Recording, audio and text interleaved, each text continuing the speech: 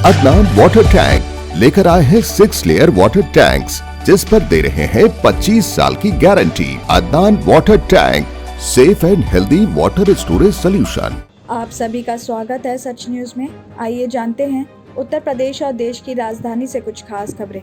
तीनों नगर निगमों या फिर उनके विलय करने के बाद अस्तित्व में आने वाले नगर निगम से दिल्ली सरकार को पूरी तरह दूर रखने की संभावना जताई जा रही है और इस संबंध में नगर निगम अधिनियम यानी कि टीएमसी एक्ट की 17 धाराओं का अधिकार दिल्ली सरकार से छीनकर केंद्र सरकार अपने अधीन ले सकती है। इन धाराओं के तहत कार्रवाई करने का पहले केंद्र सरकार के पास अधिकार था, मगर अक्टूबर 2009 में केंद्र ने इन धाराओं के तहत कार्रवाई करने का अधिकार दिल्ली सरकार को दे दिया था और इसके बाद से नगर निगम के कामकाज में दिल्ली सरकार का हस्तक्षेप भी बढ़ा है। साथ ही सूत्रों के अनुसार प्रदेश बीजेपी के नेताओं ने केंद्र सरकार से आग्रह किया है कि वो नगर निगम को पूरी तरह दिल्ली सरकार से मुक्त कर दे, बशर्ते वो तीनों नगर निगम के रखे या फिर तीनों निगमों का विलय करने एक निगम भी बनाए, क्योंकि दिल्ली सरकार को डीएमसी एक्ट की कुछ धाराओं के तहत कार्रवाई करने का अधिकार मिला हुआ है और इस वजह से वो निरंतर एक नगर निगम की तरह तीनों नगर निगमों को परेशान कर रही है। साथ ही बीजेपी नेताओं ने केंद्र सरकार से मांग की है कि वो पहले की तरह नगर निगम को पूरी तरह अपने अधीन ले। साथ ही ये भी बताया जा रहा है कि केंद्र सरकार प्रदेश बीजेपी के नेताओं के तर्क पर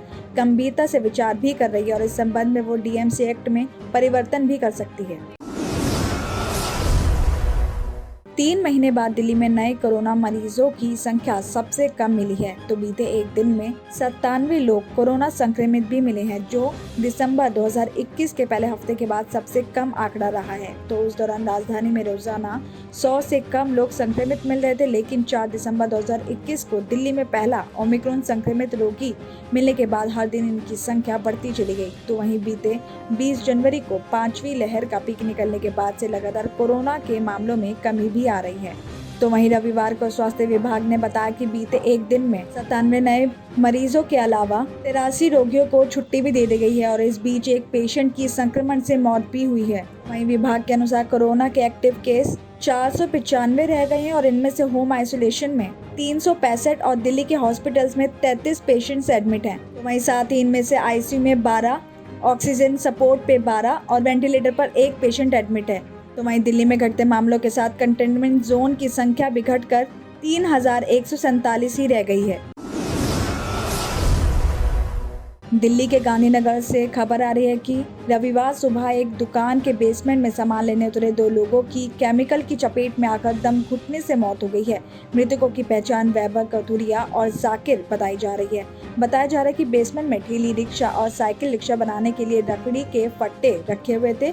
उनको दीमक से बचाने के लिए उस पर किसी केमिकल का भी छिड़काव किया गया था। तभी रविवार सुबह कर्मचारी जाकिर और दुकान मालिक का इकलौता बेटा वैभव अंदर सामान लेने चले गए और नीचे पहुंचते ही दोनों बेहोश हो गए। काफी देर तक जब दोनों नहीं लौटे तो उनको देखा गया। बाद में इस मामले की खबर पुलिस को भी दे दी गई। तो पुलिस ने पब्लिक की मदद से दोनों को बेसमेंट से निकाला और नजदीक के हॉस्पिटल में पहुंचाया, जहां दोनों को मृत घोषित कर दिया गया।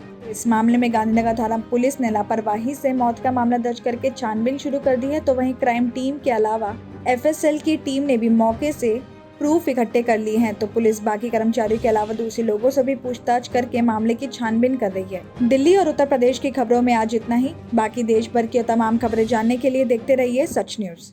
जर्मन 10 हॉस्पिटल ऑर्थोपेडिक से मुताल्लिक हर मरीज यहाँ शिफायाब। इनाम याफ्ता doctor Mir Jawad Zar Khan, senior orthopaedic surgeon, advance operation theatre, ICU, digital x ray, laboratory, physiotherapy, pharmacy, sharing और प्राइवेट रूम्स, लेडी डॉक्टर्स और डॉक्टर अर्जुमन सुल्ताना गायनेकोलॉजिस्ट की खिदमात हासिल। वाजिबी फीस और मुकम्मल सहूलियात से हजारों मुतमईन। एम्बुलेंस से आरास्ता German 10 orthopaedic hospital, pillar number 150, Attapur, Hyderabad.